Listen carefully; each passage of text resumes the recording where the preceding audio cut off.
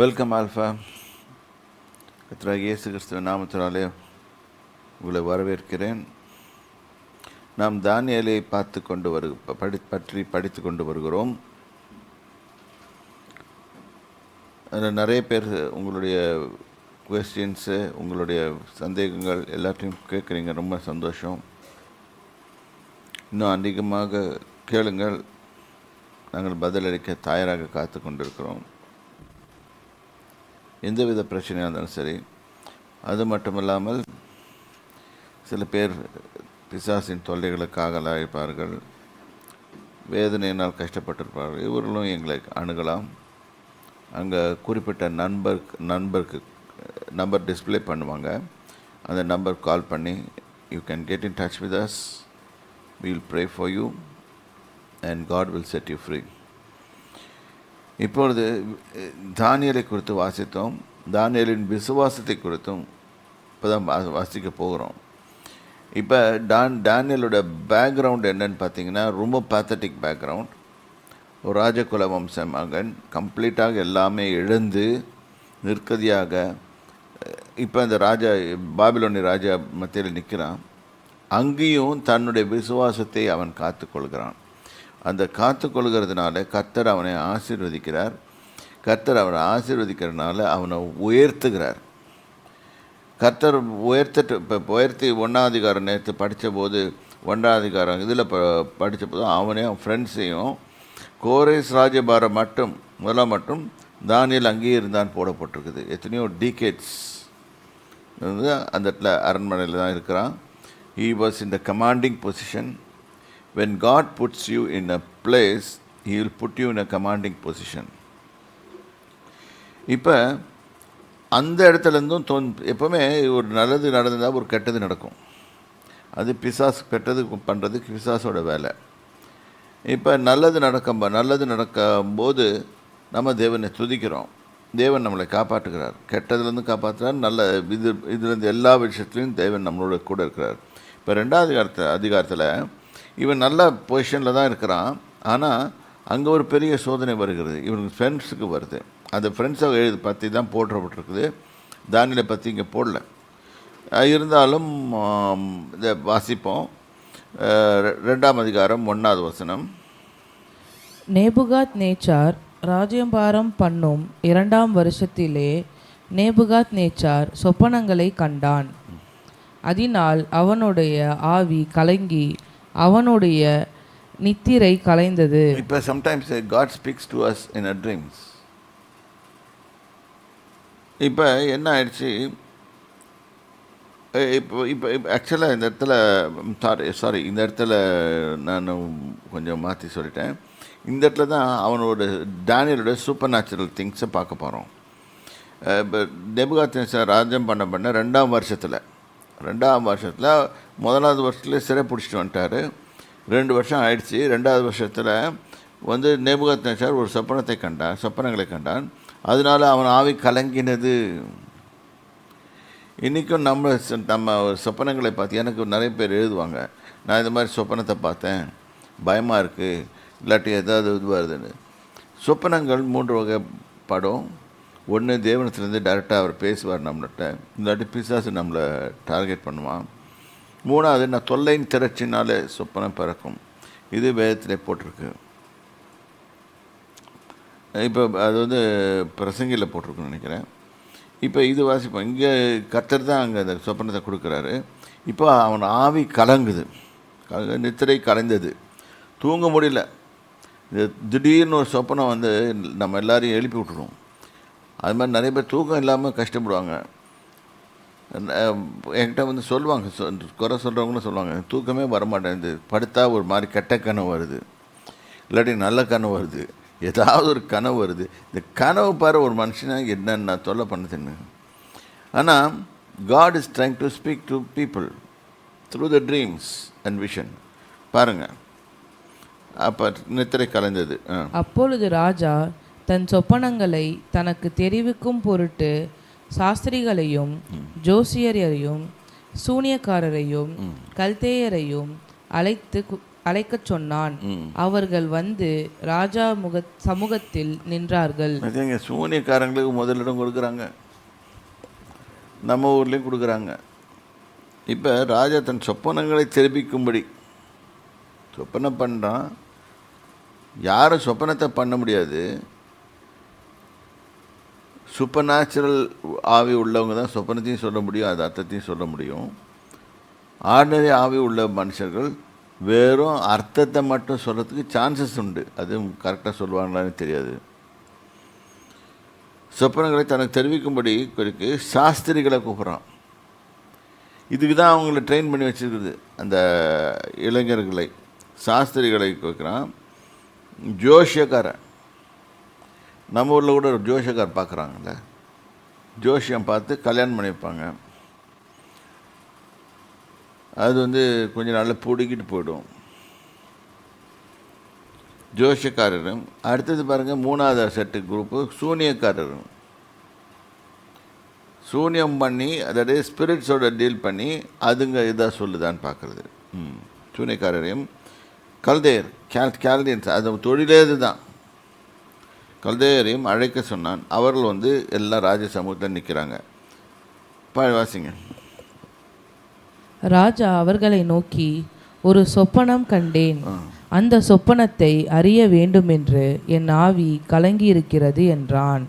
பார்த்தீங்கன்னா சொப்பனத்தை கண்டு பயந்து நிற்கிறார்.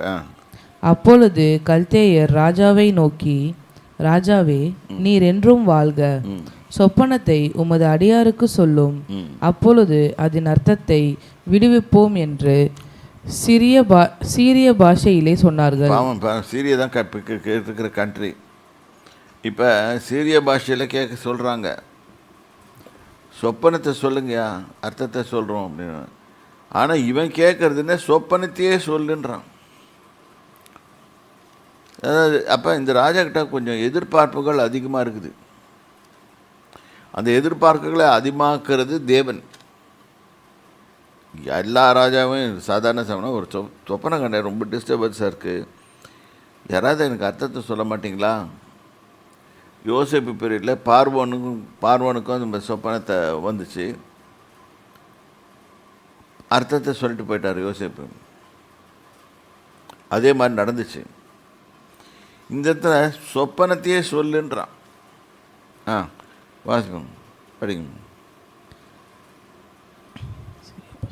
ராஜா கல்தேயருக்கு பிரதியுத்தரமாக, என்னிடத்திலிருந்து பிறக்கிற தீர்மானம் என்னவென்றால், நீங்கள் தீர்மானம் டிசிஷன், ஐ ஹவ் டிசைடட்.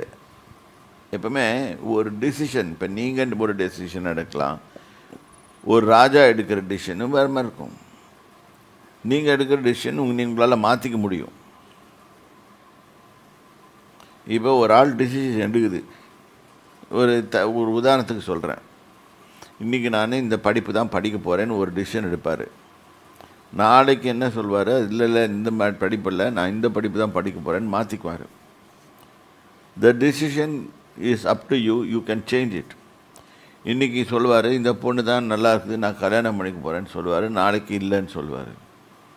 அது யோர் டிசிஷன். பட் இந்த கிங்டம் ஆஃப் கிங்ஸ் கிங்டம் ஒரு டிசிஷன் எடுத்துட்டான்னா he himself cannot change it. நல்லா புரிஞ்சுக்கோங்க, ராஜ்யங்கள் இப்படி தான் ஆப்ரேட் பண்ணுது. It's not democracy.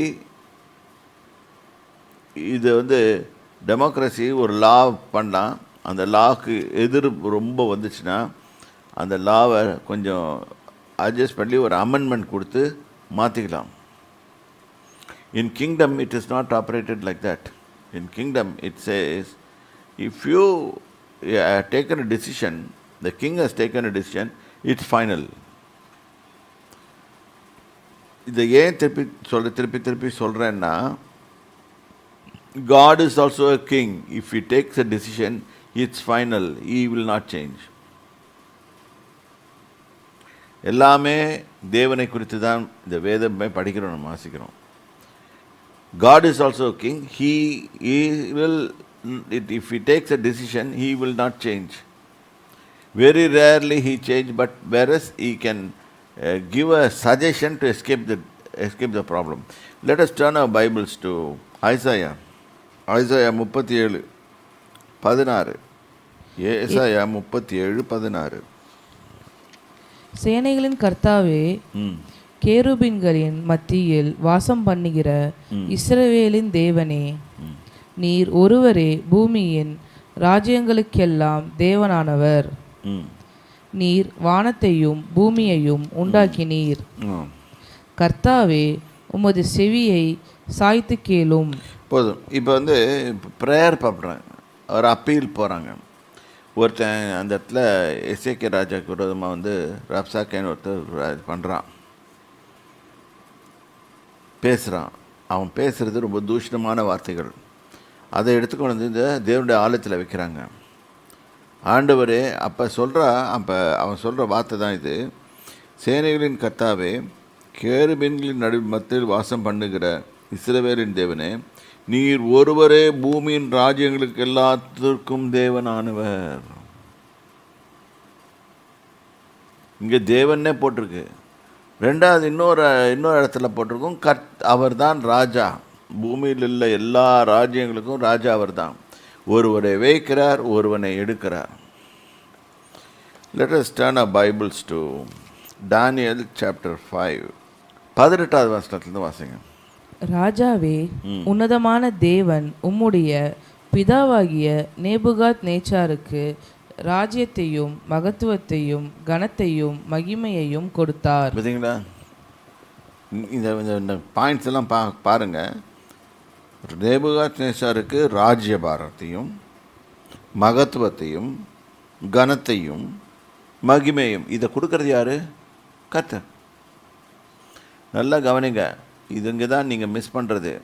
Why we take our attention away from God is we don't know who He is.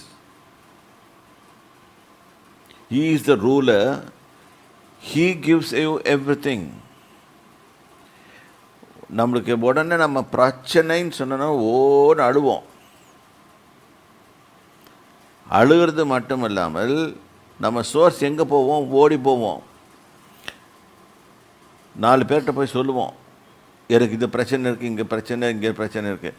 ஆனால் தேவனாகி கர்த்தரிடத்தில் போக மாட்டோம். அங்கேருந்தான் சொல்யூஷன் வருது. ஒரு பாட்டு பாடுவோம், பரத்திலிருந்து ஜெயம் வரும். அங்கே போக மாட்டோம். ஏனென்றால் we don't realize the seriousness of God. கடவுள் யாருன்னே தெரியாது. ரெண்டாவது அவரால் என்னென்ன செய்ய முடியும்னு தெரியாது. அப்புறம் அவர் மேலே விசுவாசம் எப்படி வைப்பது? எப்படி? That's the reason we fail. இங்கே என்ன போட்டிருக்கு? அவங்க அப்பாவுக்கு, தட் இஸ் இவனுக்கு பையனுக்கு தெரியல, அவங்க அப்பாவுக்கு யார் அதிகம்? அவன் நினச்சிட்டு இருக்கிறான் அவங்க அப்பாவே கூப்பிட்டு கத்தி சண்டை போட்டு ராஜ்யத்தெல்லாம் பிடிச்சிட்டாரு. இல்லை இல்லை இல்லை, அப்படியெல்லாம் இல்லை. தேவனாகிய கர்த்தர் அவங்க அப்பாவை தெரிந்து கொண்டு அந்த ராஜ்யத்தை பாரத்தை அவங்க கையில் கொடுத்து, இந்தாப்பா நான் உனக்கு கொடுக்குறேன், வச்சுக்கோ, அங்கே உனக்கு ராஜ்யத்தை கொடுக்குறேன், மகத்துவத்தை கொடுக்குறேன், கனத்தை கொடுக்குறேன், மகிமையும் கொடுக்குறேன். All things I am giving it to you. So உங்களுக்கும் இது வேணுமா? உங்கள் இப்போ ராஜ பதவியெல்லாம் யாருக்கும் கொடுக்க மாட்டார். இப்போ நம்மளுக்கு என்ன இது பண்ணுறாங்க, என்னென்ன வேணுமோ, இப்போ நம்மளுக்கு மகத்துவம் வேணுமா, கனம் வேணுமா, மகிமை வேணுமா, யார்கிட்ட வேணும்? யார்கிட்ட கேட்கணும்? தேவனாகிய கர்த்தர்கிட்ட கேட்கணும்.